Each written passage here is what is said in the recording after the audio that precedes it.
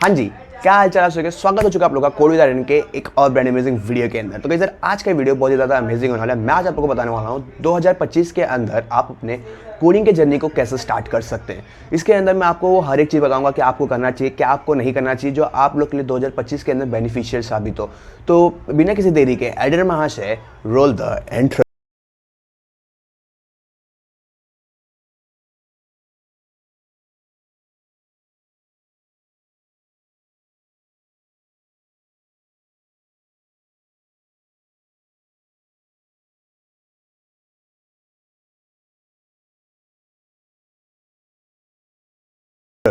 तो गाइस सबसे पहले आप लोगों को कोई भी एक स्ट्रीम को चूज कर लेना है, जैसे कि web development, Python development, Android development, game development, server development, बहुत सारे जैसे आपको स्ट्रीम मिलने वाले हैं। आपको उसमें से कोई भी एक स्ट्रीम को चूज कर लेना है।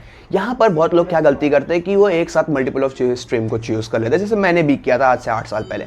मैंने Python development, web development and Android development तीनों को एक साथ सीखने की कोशिश की थी और मैंने अपना 1.5 साल बर्बाद किया था। आप ऐसा कुछ ना करें, आप कोई भी एक स्ट्रीम को चूज़ करें और उसी के ऊपर वर्क करें। जैसे मैंने बाद में 1.5 साल बाद फिर मैंने वेब डेवलपमेंट के स्ट्रीम को चूज़ किया और मैंने 0 से स्टार्ट किया। अगर आप लोग वेब डेवलपमेंट के स्ट्रीम को चूज़ करते हैं तो आपको क्या करना चाहिए मैं आज आप लोगों को बताने वाला हूँ।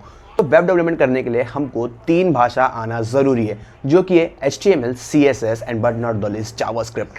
अब क्या तीनों को कंप्लीटली सीखना ज़रूरी है, माने 100% सीखना ज़रूरी है क्या? तो मैं आप लोगों को बताता हूँ, ऐसा कोई ज़रूरत नहीं होता। HTML होता है क्या? सबसे पहले आप ये जान लें, HTML माने ढांचा होता है हमारे वेबसाइट का। आप ऐसा समझ सकते हैं एक इंसान की बॉडी में जो कंकाल होता है उसे हम HTML बोलते हैं। अभी हम लोग को एक इतना HTML सीख लेना है, जैसे कि आप लोग को पैराग्राफ सीख लेना है, हेडिंग सीख लेना है, UL, LI and image tag, video tag क्या होता है, आप लोग ये सब सीख लेंगे तो आप एक बेसिक वेबसाइट बिल्ड कर सकते हैं।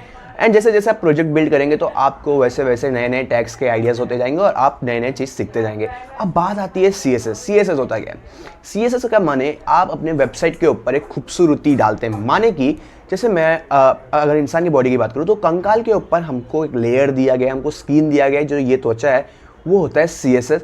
वो आपके बॉडी के आइटम्स को सेट करने का काम करता है। जैसे मैंने HTML से एक मैंने नॉर्मल वेबसाइट बनाया है, जो कि मैंने पैराग्राफ हेडिंग लगा दिया, वो बहुत सारे अलग ही भद्दा सा दिखता है और बिखरा हुआ रहता है। मैं CSS के द्वारा उसे एक पोजीशन दूंगा, उसको कलर दूंगा, हाइट वेट दूंगा, जिससे कि वो एक प्यारा लुक लेता है और वो अच्छा दिखता है, क्योंकि जो दिखता है वही बिकता है।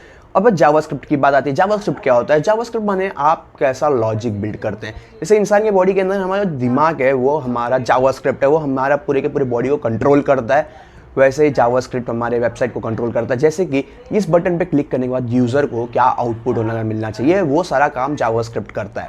तो क्या क्या चीज़ कितना सीखना है, क्या CSS को कंप्लीटली सीखना चाहिए कि नहीं? सबसे बड़ा क्वेश्चन ये होता है लोगों का, क्या CSS पूरा का पूरा सीख लें? तो ऐसा नहीं है, CSS आप कभी पूरा सीख ही नहीं पाएंगे। बहुत सारे उसके अंदर प्रॉपर्टीज़ होते हैं और मैं आपको एक बात बताता हूँ, मेरे को खुद को अभी तक पूरा CSS नहीं आता, मुझे याद नहीं है कि इस वक्त पे क्या करना चाहिए, क्योंकि पूरा सीखना आसान बात नहीं है भाई। कोई चीज़ पूरा सीख नहीं सकते हो आप इतना सीख लें कि आप अपने वेबसाइट को एक अच्छा डिज़ाइन दे सकें। 50% भी CSS अगर आप सीख लेते हैं तो आपको एक अच्छा सा टेस्ट मिल जाता है CSS के बारे में, और जब आप प्रोजेक्ट्स बिल्ड करते हैं तब आप एक अच्छा खासा वेबसाइट बिल्ड कर सकते हैं CSS के द्वारा। अब जावास्क्रिप्ट आपको सीखना होगा अच्छा खासा, इसके अंदर ऊप सीखना होगा, प्रॉमिस सीखना होगा, और भी ऐसे बहुत सारे चीज़ें जो आप लोग को सीखना होता है जावास्क्रिप्ट के अंदर, जो कि बहुत ही ज़्यादा ज़रूरी होता है। अब अगर आपने ये तीनों चीज़ सीख लिया है, HTML, CSS एंड जावास्क्रिप्ट आपने सीख लिया है, तो क्या आप इंडस्ट्री में स्टैंड कर सकते हैं? ऐसा नहीं है। इंडस्ट्री में स्टैंड करने के लिए आपको कुछ और भी चीज़ें सीखनी होती हैं। जैसे अगर आपने HTML, CSS एंड जावास्क्रिप्ट सीख लिया है, ये एक फ्रंट एंड है। अभी वेबसाइट का आपने सिर्फ एक अपर फेस बनाया है, अभी उसके पीछे के लॉजिक्स बनाना बचे हैं। माने कि यूज़र जब लॉग इन करता है तो वो डेटाबेस के अंदर कैसे स्टोर होगा, वो सारा चीज़ अभी आप लोगों ने नहीं सीखा है। तो उसके लिए आपको नेक्स्ट लैंग्वेज में शिफ्ट होना पड़ता है, मतलब जावास्क्रिप्ट के फ्रेमवर्क्स में या तो लाइब्रेरीज में आपको जाना होता है। जैसे कि जावास्क्रिप्ट के अंदर बहुत सारे फ्रेमवर्क्स होते हैं, जैसे कि यहाँ पर आपको 3 चीज़ देखने मिलते हैं। जावास्क्रिप्ट के अंदर 3 लाइब्रेरीज होते हैं, React.js, Next.js एंड AngularJS। अब आप क्या तीनों चीज़ सीखेंगे? ऐसा नहीं है। आप लोग अगर React.js सीख लेते हैं ना तो बहुत ज़्यादा फायदेमंद होता है आप लोग के लिए। React.js बहुत ही तगड़ा भाषा है, उससे आप फ्रंट एंड बिल्ड कर सकते हैं, बहुत ही अच्छे फ्रंट एंड बिल्ड कर सकते हैं। साथ में आप फिर डेटाबेस कनेक्शन के लिए आप MongoDB या तो SQL का इस्तेमाल कर सकते हैं। अभी आपको क्या नहीं सीखना है? अभी हाँ, जैसे आप लोगों ने जावास्क्रिप्ट के अंदर ये 3 लाइब्रेरीज सीख लिया, वैसे CSS के अंदर भी कुछ लाइब्रेरीज है, जैसे कि बूटस्ट्रैप एंड टेलविंड CSS। अब आप लोगों को 2025 के अंदर बूटस्ट्रैप नहीं सीखना है, क्योंकि वो बहुत ज़्यादा आउटडेटेड हो चुका है और बूटस्ट्रैप के अंदर के स्टाइलिंग भी बहुत बेकार हो चुके हैं। अब आप लोग सीख सकते हैं टेलविंड CSS। अब टेलविंड CSS क्या है? टेलविंड सीएसएस मैं आप लोगों को बता देता हूँ। सीएसएस का लाइब्रेरी है टेलविंड सीएसएस, जहाँ पर आपको स्टाइल्स को क्लास के माध्यम से आप यूज कर सकते हैं। माने without leaving your HTML file you can design your website. माने कि क्लास के माध्यम से आप डिजाइन कर सकते हैं। जैसे मेरे को अपने पैराग्राफ के अंदर व्हाइट कलर डालना है तो मैं क्लास में लिख दूंगा टेक्स्ट व्हाइट एंड हमारा पैराग्राफ का टेक्स्ट कलर व्हाइट हो जाएगा। ये काम करता है टेलविंड सीएसएस और बहुत ही ज़्यादा अमेजिंग प्रॉपर्टी, बहुत ही ज़्यादा अमेजिंग लाइब्रेरी है टेलविंड सीएसएस। आप लोग ये सीख सकते हैं। और जावास्क्रिप्ट के अंदर अगर मैं बात करूँ तो react JS, next JS and angular JS है। अब ये तीनों चीज़ सीखने की ज़रूरत नहीं है। आप अगर रिएक्ट जेएस सीख लेते हैं ना गाइस, बहुत ही ज़्यादा फायदेमंद होने वाला है आप लोग के लिए, क्योंकि रिएक्ट जेएस ही काफ़ी है। रिएक्ट जेएस के जैसा ही सिमिलर होता है नेक्स्ट जेएस। एंगुलर जेएस अगर आप सीखना चाहते हो तो सीख सकते हैं, वो भी बहुत आसान है। बट मैं आप लोगों को बोलूँगा कि आप रिएक्ट एंड नेक्स्ट सीख सकते हैं। बहुत ही आसान लाइब्रेरी है और बहुत ही तगड़ा है।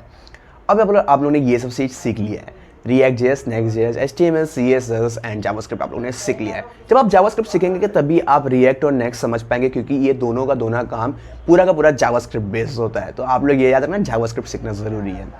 फिर आप लोग क्या करेंगे, अभी आप लोग सीखेंगे डेटाबेस कनेक्शन कैसे किया जाता है।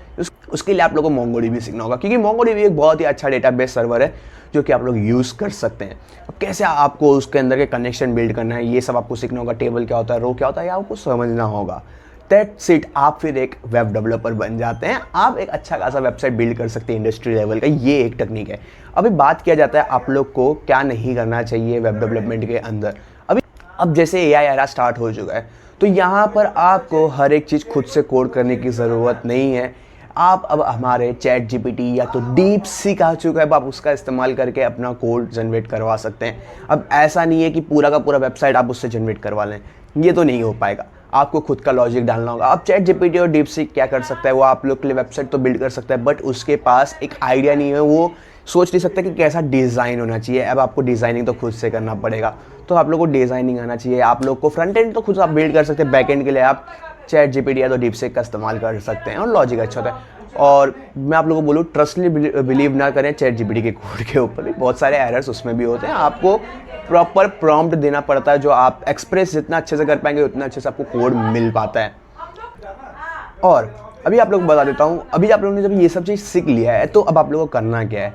अब आप लोगों ने HTML, CSS, JavaScript, next JS, react JS, MongoDB ये सब सीख लिया है। अब सीखने के बाद बैठना नहीं है, आप लोग को बिल्ड करने बहुत सारे प्रोजेक्ट्स, क्योंकि जब आप प्रोजेक्ट्स बिल्ड करते हैं तो आपके कॉन्सेप्ट और क्लियर होते हैं और आपके बेसिक्स और मजबूत होते हैं। क्योंकि प्रोजेक्ट्स में आप लोग वो सारी चीज़ सीख पाते हैं जो आप लोग ने कुछ कोर्स में ना सीखा हो। यहाँ पर आप समझते हैं कि कैसे एक प्रोजेक्ट बिल्ड किया जाता है, और जब आप प्रोजेक्ट बिल्ड करते हैं तो आपको बहुत अच्छे अच्छे आइडियाज़ मिल जाते हैं। और सबसे बड़ी बात, आपका रेज्यूमे बिल्ड होता है। तो आपको कैसे प्रोजेक्ट्स बिल्ड करने चाहिए, आप लोग सबसे पहले एक पोर्टफोलियो वेबसाइट बिल्ड कर सकते हैं, जो कि कॉमन है। पोर्टफोलियो वेबसाइट क्यों बिल्ड करना चाहिए, इससे आपके दो फायदे होते हैं। एक तो आपका लॉजिक तो क्लियर होता ही है वेब प्रोजेक्ट्स के बारे में। सेकेंड चीज़, आपका एक पोर्टफोलियो वेबसाइट रेडी हो जाएगा जो आप मार्केट में स्टैंड कर सकते हैं। यहाँ पर आप अपने बारे में बता सकते हैं आपको क्या क्या आता है। इससे आपको फ़ायदा क्या होगा, आप फ्रीलांसिंग करेंगे तो आपके पास क्लाइंट्स को भेजने के लिए आपके पास एक आपके पास एक पोर्टफोलियो होता है। एंड सेकेंड थिंग, आप लोग सोशल मीडिया प्लेटफॉर्म बिल्ड कर सकते हैं, या तो फिर आप लोग एक ई-कॉमर्स वेबसाइट बिल्ड कर सकते हैं, या आप लोग एक बहुत सारे ऐसे वेबसाइट्स आप बिल्ड कर सकते हैं जो कि HTML, CSS, JavaScript, next JS, react JS के इस्तेमाल से बिल्ड किया।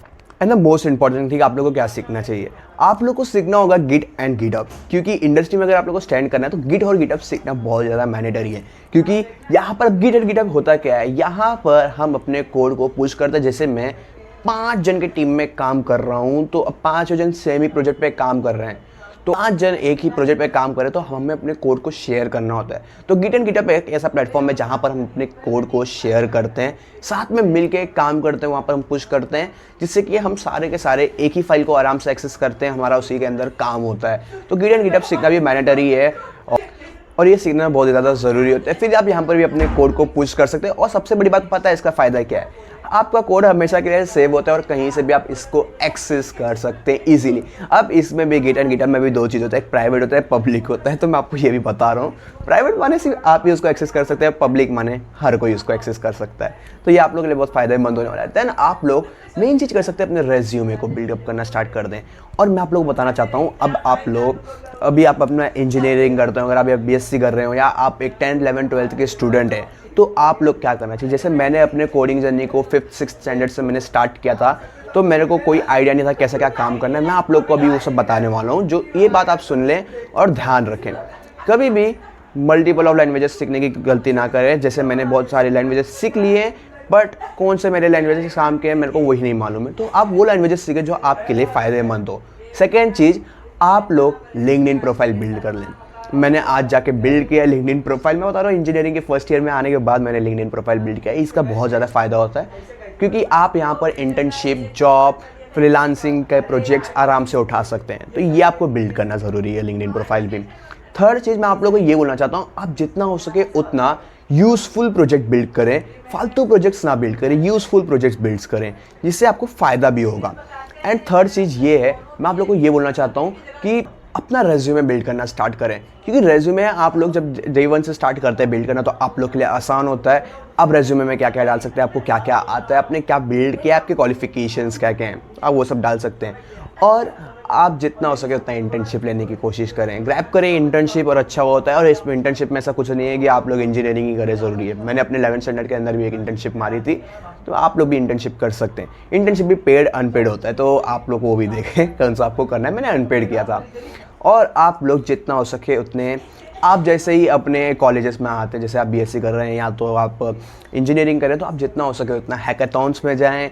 और क्योंकि हैकाथॉन्स में जाने से क्या होता है, आपको वहाँ पर एक नेक्स्ट लेवल आइडिया मिलता है कि भाई कैसे एक काम वर्क करता है। जैसे मैं बहुत सारे हैकाथॉन्स पे जा रहा हूँ अभी इस समय पे, तो मेरे को एक आइडिया मिल रहा है भाई कैसे लोग काम कर रहे हैं, किस प्रकार से लोग सोचते हैं। जिस प्रकार से मैं सोच रहा था अभी तक, वो बहुत चिंदी था भाई।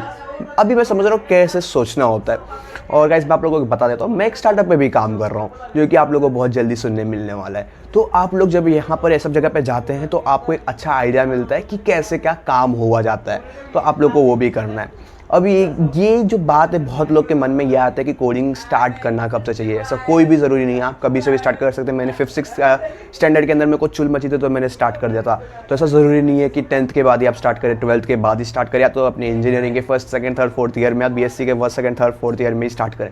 कभी भी आप स्टार्ट कर सकते हैं, तो स्टार्ट करें। और अगर आप लोगों को कोई भी दिक्कत आता है, तो कोड डिजाइनर बैठा है, आप लोग मेरे को इंस्टा पे, लिंक्डइन पे, कहीं पर भी मैसेज कर सकते हैं। आपको मेरे सारे के सारे अकाउंट्स नीचे डिस्क्रिप्शन में मिल जाने वाले हैं। मेरा नंबर तो आपको मेरे बैनर पे ही देखने मिल जाता है, आप मेरे को डायरेक्ट वहाँ से मैसेज भी कर सकते हैं। कोडिंग सीखना और इंडिया को बिल्ड करते हैं गाइस साथ में। आज के लिए बस इतना ही। अगर आप लोगों को कोई भी चीज़ का क्वेरीज है, तो आप मुझे कमेंट कर सकते हैं। And thank you for watching this video guys, and I will see you next time.